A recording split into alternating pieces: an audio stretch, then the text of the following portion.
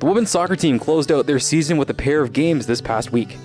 Jessica Dodig scored the lone goal for the Gators in their 1-1 draw against Sherbrooke on Friday night. The Gators then traveled to Montreal to take on l'Université de Montréal on Sunday afternoon. The Carabins handed the Gators a 4-0 loss in the Gators' final game of the season. The football team traveled to Antigonish, Nova Scotia to take on St. FX in the Big Bowl to cap off their season.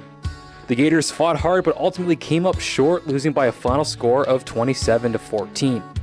Stephen Casey led the Gators' aerial attack, completing 6 of 15 passes for 143 yards, while Trey Millings led the way on the ground, rushing the ball 14 times for 74 yards and a touchdown. The lacrosse team traveled to Peterborough, Ontario to take on the Trent Excalibur in a Kufla East playoff game. With a trip to the Gateway Cup on the line, the game went to overtime, where Trent would prevail by a final score of 12-11. Xavier Perron led the way offensively for the Gators with 4 goals. The men's rugby team hosted crosstown rivals Sherbrooke in an RSEQ quarterfinal matchup on Sunday afternoon.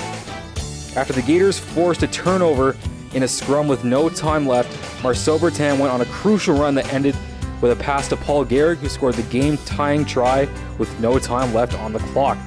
Tyler Murphy then added the game-winning conversion as the Gators won by a final score of 33-31.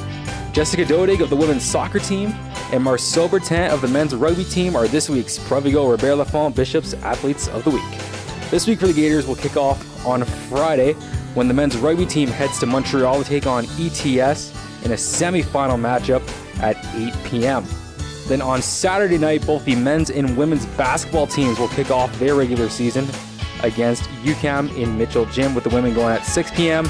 and the men at 8 p.m.